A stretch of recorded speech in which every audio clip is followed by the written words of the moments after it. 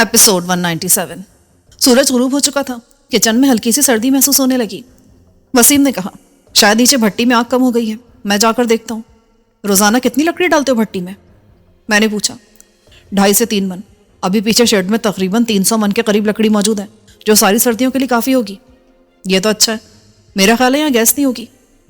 Gas यहाँ से कुछ ही दूर है, लेकिन शायद फार्म हाउस के मालिक ने खुद नहीं ली। सफ़ीर ने घड़ी देखी, 7 बजने वाले। क्या ख्याल है, खाने के लिए ऑर्डर कर दूं? हाँ, मंगवा लो। वसीम ने कहा और तहखाने की तरफ चला गया जहाँ भट्टी रखी थी। मैं मानी के पास आया जो हस्बे मामूल अपने लैपटॉप पर झुका हुआ था। मैं उससे गपशप करने के इरादे से आया था, लेकिन एक मौके पर जब उसने बताया कि वो किसी का ईमेल एड्रेस भी हैक कर सकता है तो मुझे ख्याल आया। मैंने उससे पूछा, कोई भी ईमेल एड्रेस? हाँ, कोई भी। एक शख्स है डेविड शाह, क्या तुम उसका ईमेल हैक कर सकते हो? किस पोजीशन का आदमी है? ये सवाल क्यों है? आदमी राजदारी की अहमियत के हिसाब से अपने ईमेल एड्रेस की सिक्योरिटी करता है। मैंने सोचकर कहा, समझ लो अमरीकी सदर के ईमेल की जितनी सिक्योरिटी होगी ना, इतनी ही इस शख्स के ईमेल की भी होगी। क्या ऐसे शख्स का ईमेल हैक करना मुश्किल होता है? नहीं जनाब, मुश्किल तो नहीं होता, लेकिन सिक्योरिटी की वजह से उसे पता चल जाता है, इसलिए वो अपना पासवर्ड बदल लेता है या ईमेल फिर इस्तेमाल ही नहीं करता। तो फिर हैकिंग का मकसद ही फौत हो गया ना। इसलिए हमें ऐसे ईमेल्स इस तरह हैक करने होते हैं कि उसके मालिक को पता ही ना चले। तुम किस तरह मालूम करोगे कि डेविड शाह का ईमेल एड्रेस क्या है? इसके लिए आपको मजीद मालूमात देना होगी उस शख्स के बारे में। मैं उसे डेविड शाह के बारे में बताने लगा। मानी का मुंह खुल गया। जब मैं चुप हुआ तो उसने कहा, जनाब आप किस शख्स के साथ पंगा करना चाह रहे हैं? ये तो अपने तारुफ से बड़ा खतरनाक लग रहा है। ये पहले से मेरे साथ पंगे में है, इसलिए मजीद पंगे से कोई फर्क नहीं पड़ेगा। मानी ने कीबोर्ड पर उंगलियां चलाना शुरू कर दी। इस आदमी के लिए बहुत मुहतात होना पड़ेगा। कहीं ऐसा ना हो कि एक रात फार्म हाउस में हेलीकॉप्टर उतर है और अगले दिन मेरी आंख खुले तो मैं ग्वांतानामो बे जैसे किसी कैदखाने में पड़ा हूं। समझ लो इतना ही खतरनाक आदमी है। मैंने कहा। मानी ने चंद मिनट में मालूमात की मदद से डेविड शाह का ईमेल निकाल लिया। ये उसके अपने नाम से था। मुमकिन है ये उसका आम ईमेल हो, खास उसने किसी और नाम से बनाया हो। उसे तलाश करने का तरीका क्या होगा? तरीका तो बड़ा लंबा होगा, लेकिन हमारा काम ही ऐसा। सबसे पहले इस ईमेल को हैक करके उसकी कॉन्टैक्ट लिस्ट देखना होगी। मुमकिन है डेविड शाह का खुफिया ईमेल एड्रेस इसमें शामिल हो। चलो तो इसे हैक करो, मैंने कहा और अपने कमरे का रुख किया। एक महफूज तरीका राब्ता हाथ आ जाने पर मेरा दिल कर रहा था कि मुर्शिद से छेड़खानी करूं। मैंने इंटरनेट की मदद से उसके मोबाइल पर कॉल की। एक बार उसने कॉल काट दी, लेकिन जब मैंने दूसरी बार मिलाई तो उसने रिसीव कर ली और झंझलाए हुए अंदाज में कहा। उसकी आवाज़ में हल्की सी गुनगुनाहट थी, जैसे वो पिए हुए हो। कौन हो? क्या बात है? मैं बात कर रहा हूँ। मैंने अपना नाम लेने से गुरेज किया, लेकिन उसने फौरन मेरा नाम ले लिया। शहबाज मलिक, तुमने इस वक्त क्यों कॉल की? सिर्फ ये मालूम करने के लिए कि डेविड से तुम्हारा अब भी राब्ता है या नहीं। मुर्शिद ने उसे गंदी गाली दी। वो खुद को समझता है क्या साला? मैं गुलाम हूँ उसका क्या? ये तो ठीक समझता है, और तुम लोग, मेरी मुराद हमारे मुल्क की हुक्मरान क्लास से है। उन गोरों का ही तो गुलाम हो। अभी तुम उसे गाली दे रहे हो, लेकिन अगर वो तुम्हारे सामने आ जाए तो मुझे यकीन है तुम उसके जूते चाटने से भी गुरेज नहीं करोगे। बकवास मत करो, काम की बात करो, मैं बहुत मसरूफ हूँ। मुर्शिद खिलवत में था और उसके साथ कोई औरत भी थी। मुर्शिद ने उसे भी बकवास बंद रखने का हुक्म दिया तो वो जोर से हंसी। वो उससे भी ज़्यादा नशे में थी। ठीक है, तुम अपनी मसरूफियात देखो, मैं बाद में कॉल कर लूँगा।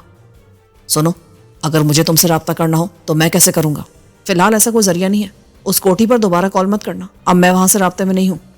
झूठ, वो राजा की कोठी है, और ये कैसे मुमकिन है कि तुम उसके आदमियों से राब्ते में ना हो?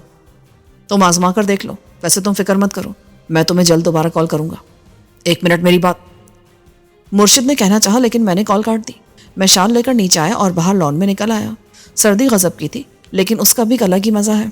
मानी ने बाहर की रोशनी ऑन कर दी थी और अब हल्की धुंध की वजह से लैंप्स लाइट ख्वाबनाक सा तासुर दे रही थी। सफ़ीर की सर्दी से जान जाती थी, इसलिए उसने बाहर आने की कोशिश ना की। अलबत्ता वसीम आ गया। उसने कहा, मिस शाह के मसले का कोई हल सामने आया? अभी तो नहीं। सुना इंग्लैंड से 2 माहिर आकर जैकेट का मुआयना करेंगे। वैसे इस किस्म के काम बहुत रिस्की होते हैं। बम ट्रैप एक ऐसी चीज़ है जिसके बारे में माहिर तरीन आदमी भी कुछ नहीं कह सकता कि वो उसे 100% महफूज तरीके से नाकारा बना सकेगा। मुझे तो लग रहा है बात बिलाखिर फतेह खान पर जाएगी। बस ये तय करना होगा कि उसका मुतालबा पूरा करना है या नहीं। ना करने की क्या वजह होगी? हुकूमत ही है ना, और क्या हो सकता है?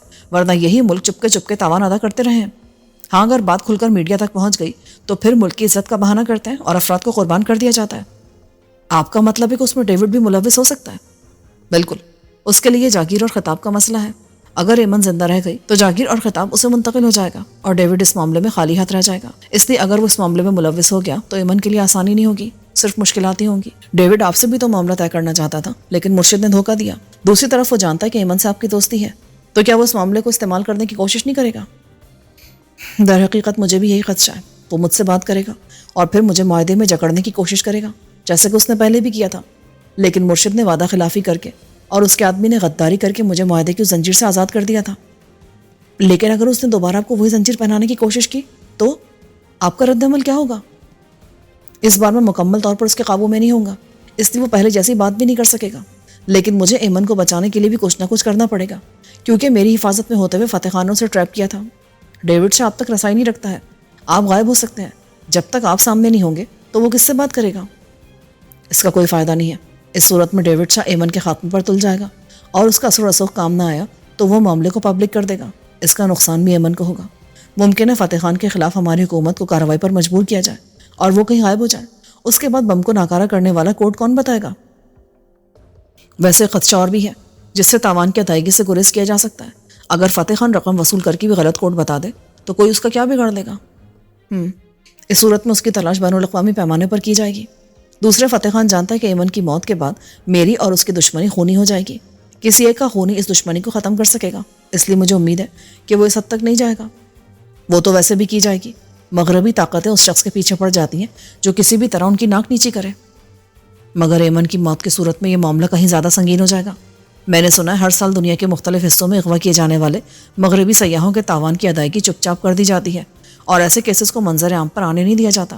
وجہ یہ کہ معاملہ منظر عام پر آنے سے عام طور سے تاوان ادا نہیں کیا جاتا, اور نتیجے میں مغوی اغوا کاروں کے ہاتھوں مارا جاتا ہے, اور ان کی حکومتوں کو دکھاوے کے لیے صحیح لیکن کارروائی کرنا پڑتی ہے جو انہیں تاوان سے کہیں زیادہ مہنگی پڑ جاتی ہے. اس لیے ان کی کوشش ہوتی ہے کہ خاموشی سے تاوان ادا کریں, کیونکہ وہ نہ اپنے لوگوں کو دنیا کی سیاحت سے روک سکتے ہیں اور نہ اغوا کاروں کو انہیں اغوا کرنے سے روک سکتے ہیں. میں اور وسیم ٹہلتے رہے اور مختلف معاملات پر بات کرتے رہے. خاصی دیر کے بعد سفیر نے اندر سے جھانکا. کیا بات ہے بھائی, کیا موسم بہت خوشگوار ہو گیا, اندر کیوں نہیں آ رہے؟ تم باہر آ جاؤ, موسم تو واقعی خوشگوار ہو گیا ہے.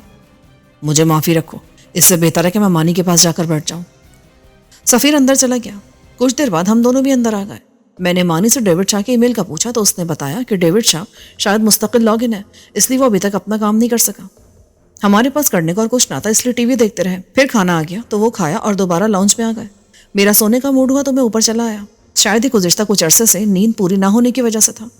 میں سارا دن آرام کرنے کے بعد لیٹا اور سو گیا. صبح بھی دیر سے آنکھ کھلی اور جسم میں کسل مندی تھی. میں گرم پانی سے نہایا تو کسل مندی خاصی حد تک ٹھیک ہو گئی. آج ناشتہ حلوہ پوری اور بھاجی کا تھا, یہ بھی آرڈر کرنے پر آ گیا تھا. سفیر مجھے دیکھ کر چہکا. موبائل فون کا سب سے اچھا استعمال تو یہی ہے. اچھا, میں تو سمجھتا تھا تو بیوی سے بات کرتا ہے. میں نے ناشتے کا آغاز کرتے ہوئے کہا. سفیر نے منہ بنا لیا. اچھا چل یہ بتا وسیم کہاں ہے؟ عبداللہ کی کال آئی تھی, اس نے بلایا ہے. وہ خواتین کو نکالنے کے منصوبے کو حتمی صورت دینا چاہتے ہیں. اسی سلسلے میں وسیم کو بلایا ہے, وہ وین لے کے ہے. جتنی جلدی یہ کام ہو جائے اچھا ہے, اس کے بعد ہم زیادہ بے فکری سے مرشد کی طرف توجہ دے سکیں گے. لیکن فی الحال تو میں بیکار ہوں. سفیر نے یاد دلایا. تمہیں ناشتے کے بعد شیلا سے بات کرنی ہے, بریف کیس کے لیے. معلوم ہے یار, لیکن نہ جانے کیوں میں فی الحال خود کو بیکار محسوس کروں. شاید اس لیے کہ تمہیں کچھ عرصے سے اکیلے کام کرنے کی عادت پڑ گئی ہے, اور اب سب مل کر کرتے ہیں, اس لیے تمہیں اپنا آپ بیکار لگ رہا ہے. ویسے دشمنوں کی طرف سے بھی سناٹا ہے. فتح خان صرف چھیڑ چھاڑ کر رہا ہے, اور مرشد نے بھی دشمنی سے ہاتھ اٹھانے کا اشارہ دے دیا ہے. شیلا بریف کیس دینے پر آمادہ ہو گئی ہے. ہاں, لیکن پتہ نہیں کیوں مجھے ان میں سے کسی پر بھی یقین نہیں ہے. یہ سب اپنے ہی چکروں میں ہیں. ٹھیک کہا, اور ہمیں ان چکروں سے اپنا کام نکالنا ہے.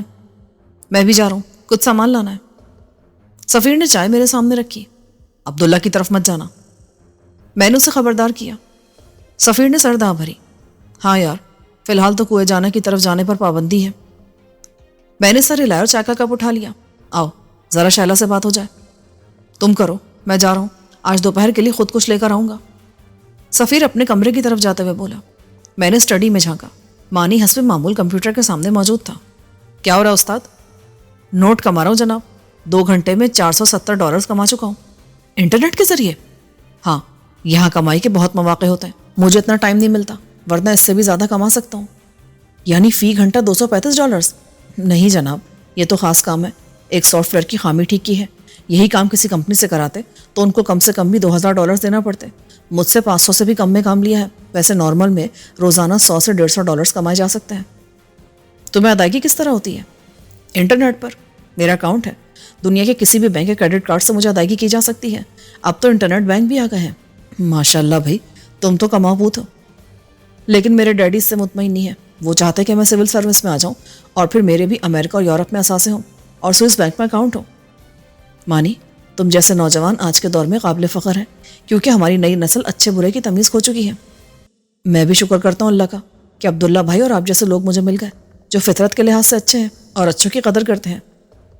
فی الحال تو ہم تمہاری قدر کرنے کی پوزیشن میں نہیں ہیں. میں نے ندامت سے کہا, الٹا تم سے فری میں کام لے رہے ہیں. یہ آپ سے کس نے کہا ہے؟ عبداللہ بھائی نے مجھے باقاعدہ جاب دی ہے اور مجھے تنخواہ دی جاتی ہے. پہلی تنخواہ تو انہوں نے ایڈوانس دے دی تھی کیونکہ میں کپڑے تک نہیں لایا تھا, صرف اپنا کمپیوٹر اور اس کا ضروری سامان لایا تھا. انٹرنیٹ کام کر رہا ہے, میں کال کرنے جا رہا ہوں. جی بالکل کر رہا ہے. میں اوپر آیا اور لیپ ٹاپ آن کیا, شہلا کا نمبر ملایا. اس نے کچھ دیر کے بعد کال ریسیو کی. کون بات کر رہا ہے؟ کسی نامعلوم نمبر سے کون بات کر سکتا ہے؟ صرف تم ہی نہیں ہو, مجھے انٹرنیٹ سے اور بھی کالز آتی ہیں. یہ بتاؤ, تم تبادلے کے لیے تیار ہو کیا؟ ہاں, لیکن اس کی کیا ضمانت ہے کہ تم کوئی دھوکہ نہیں کرو گی؟ یہ سوال تو مجھے کرنا چاہیے. تمہیں, جس نے موقع ملنے پر ہمیشہ مجھے دھوکہ دیا, اور اب یہ بریف کیس تمہارے کس کام کا تھا؟ لیکن جب کمانڈ تمہارے ہاتھ میں آئی تو تم نے بلا تکلف اسے ہتھیا لیا. دوسرا, مجھے شبہ ہے کہ تمہارے پیچھے اب بھی فتح خان ہے. وہ مجھے اور میرے ساتھیوں کو قابو کرنے کے چکر میں ہے. معاف کرنا, میرا اس سے کوئی تعلق نہیں ہے. تبھی اس نے تمہیں راجا کی کوٹھی کا بتایا ہے. وہ تو اس نے مجھے خود کال کر کے اطلاع دی تھی. یعنی اس کے پاس تمہارا نمبر ہے. دوسری طرف وہ مجھے کہہ رہا تھا کہ اب اس کا تم سے کوئی رابطہ نہیں ہے. دیکھو, ہماری راہیں الگ ہیں, لیکن اس کا مطلب یہ نہیں ہے کہ ہم میں رابطے کا کوئی ذریعہ نہیں رہا. اگر تم اعتبار نہیں کر رہے ہو تو تبادلے کی کیا صورت ہوگی؟ تمہیں میری بتائی ہوئی جگہ پر آنا ہوگا. یہ نہیں ہو سکتا. ٹھیک ہے, رکھو بریف کیس اپنے پاس. تم اس کو خود تو کھول نہیں سکتی ہو, اور اپنی تصاویر کو بھول جاؤ. کیوں؟ تم ان تصویروں کو کیا کرو گے؟ وہی جو تم بریف کیس کا کرو گی. شالا, تم بھول رہی ہو, مجبور تم ہو, میں نہیں. اس لیے تبادلہ میری شرائط پر ہوگا. ٹھیک ہے, لیکن میں چاہتی ہوں کہ تبادلہ آج ہی ہو جائے. مجھے بھی کوئی اعتراض نہیں ہے. میں تمہیں 11 بجے کال کر کے بتاتا ہوں کہ تبادلہ کہاں اور کیسے ہوگا. میں نے کال کاٹ کر موبائل سے وسیم کو کال کی. شالا مان گئی ہے. تبادلہ اور اس کا طریقہ کار میں بتاؤں گا اب سے 2 گھنٹے کے بعد. میں اور عبداللہ طے کر چکے ہیں کہ ہم نے آج ہی خواتین کو یہاں سے نکالنا ہے. طریقہ مجھے پسند آیا ہے, اب آپ فرمائیں. اگر تم مطمئن ہو تو کر گزرو. یہ بتاؤ, بیتو کی طبیعت کیسی ہے؟ ٹھیک نہیں ہے, آج اسے پھر بخار ہے. ڈاکٹر آیا تھا اسے دیکھنے کے لیے. اس کا مطلب ہے مجھے خود جانا ہوگا بریف کیس لینے. اچھا, ایاز آ گیا کیا؟ نہیں, کل اس کی گاڑی خراب ہو گئی تھی. وہ سرگودا میں ہے, اب نکلا وہاں سے. میرا خیال ہے دوپہر تک آپ کے پاس پہنچ جائے گا. ٹھیک ہے, تم اور عبداللہ اس کام پر توجہ دو. میں اور ایاز شہلا کا مسئلہ نمٹاتے ہیں. اگر ضرورت پڑے تو سفیر کو بھی کال کر کے اپنی طرف بلوا لو. وہ باہر نکلا ہوا ہے. اس کی ضرورت نہیں ہے, وہ آرام سے امور خانہ داری نمٹا سکتا ہے. سامان بھی اسی کا لینے نکلا ہے. ٹھیک ہے, زیادہ بھیڑ بھاڑ سے کام خراب ہو جاتا ہے, لیکن ایک پرابلم ہے. ہمارے پاس جتنی بھی گاڑیاں ہیں وہ سب دشمنوں کی نظروں میں آ چکی ہیں. میں بھی یہی سوچ رہا ہوں, ہمیں اب اپنی گاڑیاں بدل لینی چاہیے. ٹھیک ہے, اس پر بھی کام کرنا. میں سوچ رہا تھا کہ میرے پاس ہیوی بائک جانی پہچانی ہو گئی تھی. کم سے کم شیلا اور فتح خان اسے پہچانتے تھے, اس لیے میں اسے اس کام میں استعمال نہیں کر سکتا تھا. سیاہ وین اس کام کے لیے مناسب نہیں تھی, اور مجھے اس کے سسٹم بھی آپریٹ کرنا نہیں آتے تھے. دوسروں سے وسیم لے گیا تھا. آج اسے خواتین کو عبداللہ والی کوٹھی سے نکالنے کے آپریشن میں استعمال ہونا تھا. میں نے پوچھا نہیں کہ ان کو وہاں سے نکال کر کہاں لے جایا جائے گا. جب کام نمٹ جاتا تو مجھے معلوم ہو جاتا کہ انہیں کہاں رکھا گیا ہے. اب مجھے اس کام کے لیے دوسری بائک کی ضرورت تھی. میں نے جیکٹ اور ہیلمٹ لیا اور نیچے آیا. اب صرف مانی رہ گیا تھا. میں نے اسے اپنی روانگی اور ایاز کی ممکنہ آمد کے بارے میں بتایا. آپ بے فکر ہیں جناب, میں ایاز بھائی کو پہچانتا ہوں. پھر اس نے اپنا شاید 25 انچ کا سینہ پھلا کر کہا, آپ بے فکر ہو کر جائیں, میں ہوں نا یہاں کی نگرانی کے لیے. لیکن برخوردار, اگر دشمن یا کوئی غیر متعلقہ فرد یہاں گھس آئے تو بلا وجہ کی بہادری مت دکھانا, پچھلی طرف سے فرار ہو جانا. میں نے کہا اور وہاں سے روانہ ہو گیا. بائک پر ہیلمٹ لینے کی وجہ سے میں ناقابل شناخت ہو گیا تھا اور اس طرح پورے شہر میں دندنا سکتا تھا, لیکن اس بائک کی وجہ سے مجھ پر شک بھی کیا جا سکتا تھا. اب میں اسے چھٹکارا پانا چاہتا تھا. میں سیدھا اسی ڈیلر قریشی کے پاس گیا جس سے یہ بائک لی تھی. اس نے مجھ سے پہلے بائک کو پہچان لیا اور گرم جوشی سے بولا, کیسے ہیں سرکار, آج ایاز نہیں آیا؟ وہ شہر سے باہر ہے, مجھے یہ بائک چینج کرنی ہے. بائک بھی چینج ہو جائے گی جناب, پہلے چائے پانی تو ہو جائے, لسی کا تو موسم نہیں ہے. نہیں دوست, میرے پاس ٹائم نہیں ہے, پھر کبھی صحیح. ٹھیک ہے جی, پھر آئیں. کیسی چاہیے اس بار؟ نارمل ہو لیکن انجن طاقتور ہو اور کنڈیشن A1.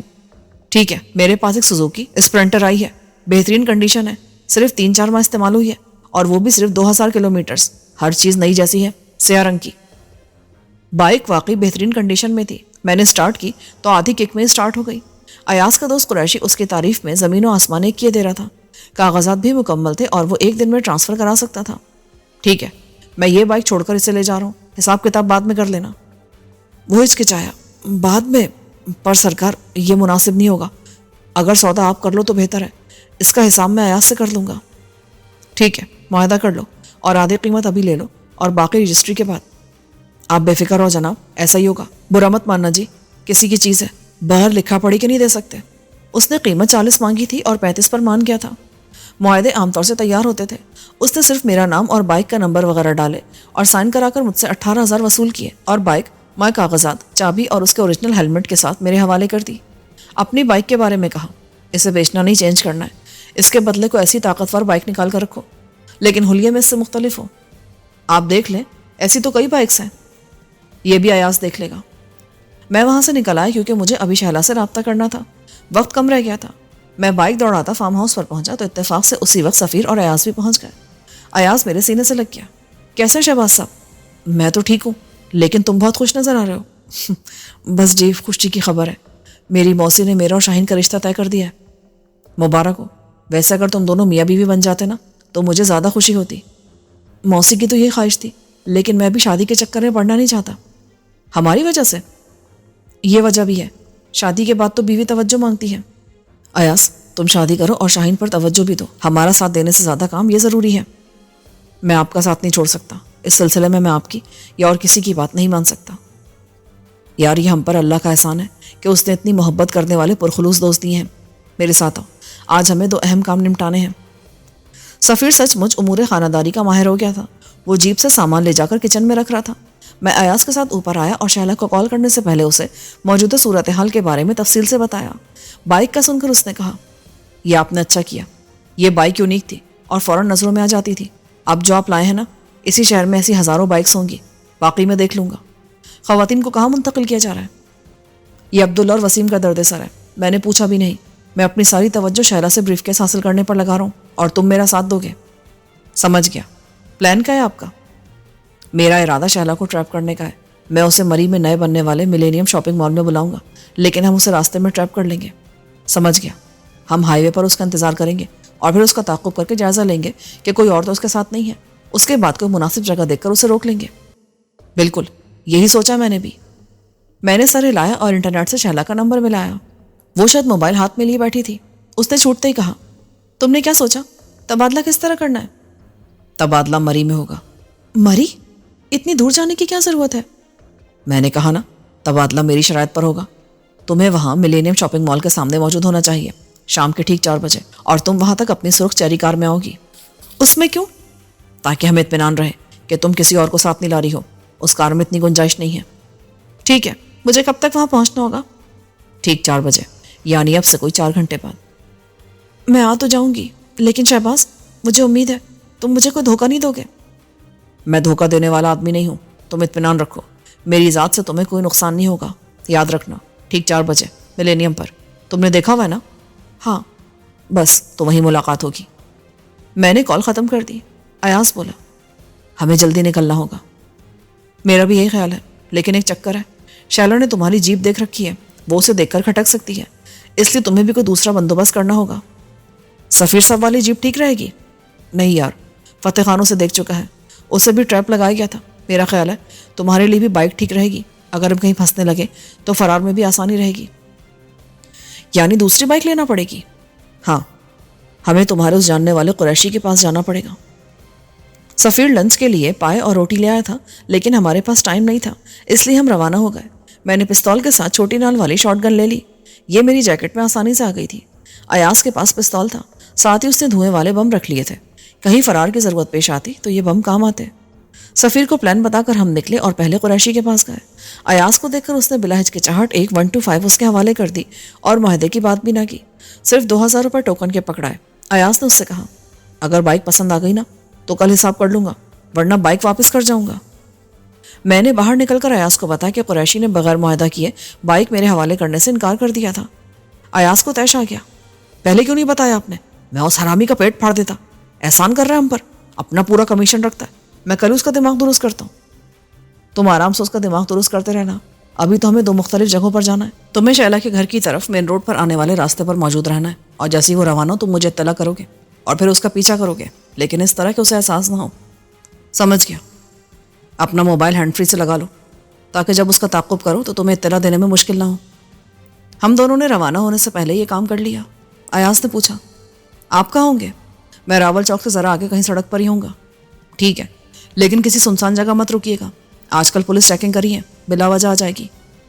ٹھیک ہے, میں کسی ریسٹورینٹ یا ہوٹل میں رک جاؤں گا. ابھی 1 بجے, تم ایسا کرو کھانا کھا لینا. کھا لوں گا, کوئی چیز راستے سے لے لوں گا. وہ روانہ ہو گیا. میں مری روڈ کے لیے روانہ ہوا. راستے میں ایک دکان سے پشت پر لٹکانے والا سیاہ رنگ کا بیگ لیا. آدھے گھنٹے بعد میں راول چوک کراس کر کے آگے آیا.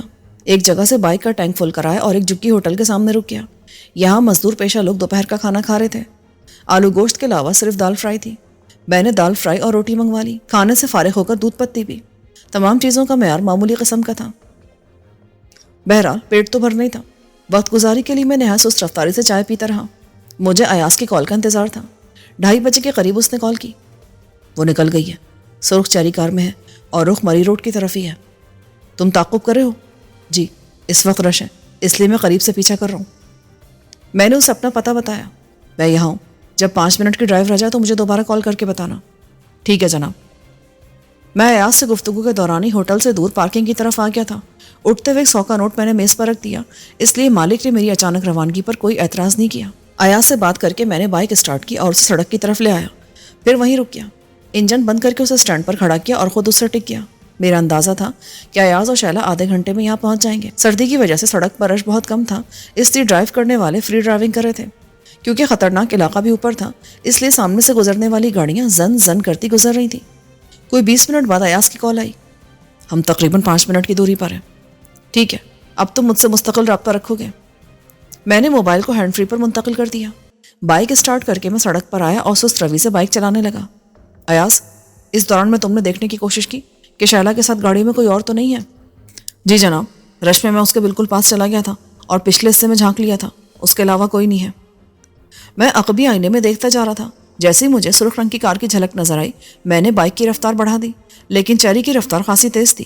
اس سے فاصلہ برقرار رکھنے کے لیے مجھے رفتار مزید بڑھانی پڑی. کچھ دیر بعد ہم 12 کہو سے گزرنے لگے. یہاں شور بہت تھا, اس لیے میں ایاز سے بات نہیں کر سکا. آبادی سے آگے نکل کر میں نے اس سے کہا, میرا ارادہ ٹول پلازا سے آگے نکل کر اسے کسی ایسی جگہ روکنے کا ہے جہاں دائیں بائیں کو سڑک نکل رہی ہو. ممکن ہے آگے سگنل نہ ہو تو ہمارا رابطہ ٹوٹ جائے. اس صورت میں تم راستے پر نظر رکھو گے. پلان کیا ہے آپ کا؟ بس اس سے بریف کیس لینا ہے, اس کی گاڑی کا ٹائر پنچر کرنا اور واپس آ جانا ہے. اب تم اپنے عقب میں بھی نظر رکھنا. ممکن ہے کوئی ہمارے پیچھے ہو. میں دیکھتا آ رہا ہوں جناب. بعض گاڑیاں نظر آئیں لیکن وہ آگے نکل گئیں یا کسی اور راستے پر مڑ گئیں. کوئی مستقل ہمارے پیچھے نہیں ہے. پھر بھی تم اسی طرح ہوشیار رہو جیسے ہمارا تعاقب کیا جا رہا ہو. ٹھیک جناب. اسی لمحے رابطہ ٹوٹ گیا. یہاں پر سگنل ختم ہو گئے تھے. ہم ذرا آگے آئے تو مری کا ٹول پلازا آ گیا. جیسے ہی میں آگے نکلا شیلا کی کار آ گئی. میں نے اس کی ایک جھلک دیکھی تھی. میں آگے بڑھتا چلا گیا. اب مجھے کسی ایسی جگہ کی تلاش تھی جہاں میں کسی مداخلت کے بغیر شیلا کو روک سکوں. چند کلومیٹرز اوپر جانے کے بعد مجھے دائیں طرف ایک سڑک اوپر جاتی دکھائی دی. یہ شاید کوئی نجی راستہ تھا. یہاں پہاڑوں پر بے شمار چھوٹی چھوٹی بستیاں بن گئی ہیں. یہ سب دولت مندوں کی بستیاں ہیں جنہوں نے چھوٹی چھوٹی پہاڑیاں خرید کر ان پر اپنے لیے کوٹھیاں بنا لی ہیں. مجھے یہ جگہ مناسب لگی. میں نے بائک اس سڑک پر ذرا آگے جا کر روکی اور ہیلمٹ اتار کر واپس آیا. میں نے پستول نکال کر اسے پشت پر کر لیا تھا. شیلا کی کار 2 منٹ بعد نمودار ہوئی. جیسے اس نے مجھے دیکھا اس کی رفتار کم ہونے لگی. کار مجھ سے کوئی 10 گز کی دوری پر رک گئی. شیلا کار سے اتر کر میری طرف بڑھی لیکن اس کا ہاتھ خالی تھا. بریف کیس کہاں ہے؟ تصویریں کہاں ہیں؟ میں نے پستول سامنے لا کر کہا. یہ میرے سوال کا جواب نہیں ہے. اور میرے سوال کا جواب تمہارے پاس یقیناً یہ پستول ہے. شیلا, اسے مذاق مت سمجھو. میرے گھر پر ہاتھ ڈال کر فتح خان اور تم نے اپنے حق میں بہت برا کیا ہے.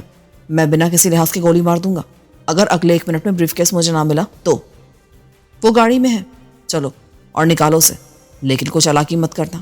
میں گولی چلانے میں 1 سیکنڈ کی بھی دیر نہیں کروں گا. وہ پلٹی اور اس نے کار کی فرنٹ سیٹ پر رکھا ہوا بریف کیس نکال کر میری طرف بڑھا دیا. میں نے اس پر سے نظریں ہٹائے بغیر بریف کیس لیا اور بولا, اب تم نیچے اتر جاؤ. نیچے؟ کیا مطلب؟ نیچے کا مطلب نیچے ہی ہوتا ہے, اوپر نہیں. اس ڈھلان سے نیچے اترو اور کم سے کم 100 گز نیچے چلی جاؤ. لیکن میری تصویریں؟ پہلے میں تصدیق کروں گا کہ یہ بریف کیس اصلی ہے, तभी तस्वीरें तुम्हारे हवाले करूँगा। अब नीचे जाओ, मेरे पास वक्त नहीं है। कोई आ गया तो इसके साथ तुम भी मुश्किल में पड़ जाओगी। शहबाज, तुम धोखा कर रहे हो। मैं अपने वादे पर कायम हूँ कि मेरी ज़ात से तुम्हें कोई नुकसान नहीं पहुँचेगा। शैला ने मेरे तेवर से भांप लिया था कि मैं इस वक्त किसी रियायत के मूड में नहीं हूँ। वो मजबूरन ढलान से नीचे जाने लगी। यहाँ ढलान बहुत ज़्यादा तिरछी थी और अगर सहारे के लिए बड़े तनों वाले दरख्त न होते तो वो इतनी आसानी से नीचे नहीं जा सकती थी। जब वो कोई 100 गज से ज़्यादा दूर चली गई तो मैंने पहली बार ब्रीफकेस का मुआयना किया। बज़ाहिर ये वैसा ही ब्रीफकेस लग रहा था, सिल्वर रंग की धात से बना हुआ और उसमें वैसे नंबर से खुलने वाले ताले थे। उसकी खास निशानी उसका पुश बटन था जो सुर्ख रंग का था। यकीनन इस किस्म का ब्रीफकेस मुहैया कर लेना आसान ना था, लेकिन नामुमकिन भी नहीं था। वक्त नहीं था। मैंने उसे बैग में डालकर उसे पुश्त पर बांध लिया और तेज़ी से बाइक की तरफ लपका। उसे स्टार्ट करते हुए कार के पास से गुजरा तो उसके अकबी पहिए पर फायर करके उसे नाकारा बना दिया और खुद निकलता चला गया। फायर और टायर फटने की धमाके की आवाज़ कुछ देर पहाड़ों में गूंजती रही थी। जब मैं मोड़ मुड़ रहा था तो बाइक के अकबी आईने में शैला सड़क पर आती दिखाई दी। उसने हैरत अंगेज फुर्ती दिखाई थी, लेकिन उससे भी ज़्यादा हैरानकुन बात उसका इतनी आसानी से ब्रीफकेस मेरे हवाले कर देना था। मेरा ख्याल था कि जिस तरह मैं खाली हाथ था, इस बात का पूरा इम्कान था कि वो भी खाली हाथ होगी। वो इतनी आसानी से मुझे ब्रीफकेस नहीं देगी जब तक कि तस्वीरों के सिलसिले में उसे इत्मीनान ना हो जाए। उसका इतनी आसानी से ब्रीफकेस मेरे हवाले करना मुझे खटकने लगा था। अयाज मोड़ पर मेरा मुंतजिर था। मैंने हाथ से उसे पीछे आने का इशारा किया। कुछ दूर वापस जाने के बाद एक सड़क हाईवे से नीचे उतर रही थी। मैं उस पर मुड़ा और इतनी दूर जाकर रुक गया जहां से हाईवे नजर नहीं आ रही थी। चंद ही लम्हों बाद अयाज भी मेरे पीछे आ गया। इतनी देर में मैंने बैग से ब्रीफकेस निकाल लिया था। अयाज ने बाइक रोकी तो मैंने उसे इशारे से बोलने से मना किया और फिर ब्रीफकेस को कान से लगाकर कुछ सुनने की कोशिश की, लेकिन अंदर बिल्कुल खामोशी थी। अगर अंदर कोई टाइम बॉम्ब था तो वो भी डिजिटल टाइमर वाला था। उसमें कोई आवाज़ नहीं आती। मैंने ब्रीफकेस ले जाकर सड़क की ढलान वाली तरफ रख दिया जहाँ बाइक खड़ी थी और उससे महफूज फासला था। अयाज ने सवालिया नज़रों से मेरी तरफ देखा। मुझे शक है, इसमें कोई ख़तरनाक चीज़ है। आपका मतलब है कोई बम? बिल्कुल हो सकता है। उसने नहायत आसानी से ब्रीफकेस मेरे हवाले कर दिया और तस्वीरों के हवाले से भी कोई खास इसरार नहीं किया। वो इतनी कमअकल औरत नहीं है कि इस तरह ब्रीफकेस उठाकर ले आती। मेरा भी यही ख्याल है। वैसे क्या ये ब्रीफकेस वैसे ही है? तकरीबन। उसे देखे खासा अरसा हो गया है, इसलिए सही से याद नहीं रहा, मगर मुझे लगा कि वही है। इस किस्म का ब्रीफकेस तलाश करना कोई मसला नहीं है जनाब। पिंडी में एक मार्केट है जहाँ हर किस्म का ब्रीफकेस मिल जाता है, और अगर आप चाहें तो अपनी पसंद का ऑर्डर पर भी बनवा सकते हैं। मुझे भी यही शक है। ये काम नामुमकिन नहीं है। मुमकिन है ब्रीफकेस में टाइम बम ना हो, किसी और किस्म का बम हो। नहीं, वो या फतेह खान जानते हैं कि मैं ब्रीफकेस खोलने की कोशिश नहीं करूंगा, या कम से कम इस इम्कान को जहन में रखूंगा कि ब्रीफकेस में बम हो सकता है, इसलिए वो टाइम बम ही इस्तेमाल करेंगे। हो सकता है। अयाज ने कहने की कोशिश की कि फिजा एक जोरदार धमाके से गूंज उठी। जहां मैंने ब्रीफकेस रखा था वहां से पहले शोला निकला और गर्दो गुबार उड़ने लगा। धमाके ने हमें हिला के रख दिया था और अब पहाड़ों में उसकी आवाज़ गूंज रही थी। मैंने संभलते हुए अयाज से कहा, यहाँ से निकलो, लेकिन सड़क की तरफ मत जाना। हम आगे पीछे रवाना हुए। कुछ दूर जाकर अयाज मेरे बराबर में आ गया। आपको इस इलाके में रास्तों के बारे में पता है? नहीं, मैं पहले इस तरफ नहीं आया। मैंने चिल्ला कर कहा। 2 बाइकों के इंजन का मुश्तरका शोर ज़्यादा था। तब मेरे पीछे आइए, मैं इस इलाके से वाकिफ़ हूँ। अयाज ने बुलंद आवाज़ से कहा। वो वाकई इस इलाके से वाकिफ़ था। आधे घंटे के बाद हम हाईवे पर वापस आ गए थे। हम टोल प्लाजा से कुछ दूर थे। अभी तक हमें ऐसा कोई फर्द नज़र नहीं आया जो हमारा पीछा कर रहा हो। अगर इस चक्कर के पीछे फतेह खान था तो उसने शैला को इस्तेमाल किया था। वो जानता था कि अगर ताक़ुब किया गया तो मैं खटक जाऊंगा और शायद इस धोखे में ना आऊँ। किसी के पीछे ना होने की वजह यह भी हो सकती थी कि शैला ने अपने तौर पर मेरा काम तमाम करने की कोशिश की थी। मेरा उससे ऐसा कोई मामला नहीं था, लेकिन शायद उसे खतरा था कि मैं सवेरा के इख्वा का बदला लेने के लिए उसके खिलाफ कोई कार्रवाई करूं, क्योंकि वो इस मामले में मुलव्विस रही थी।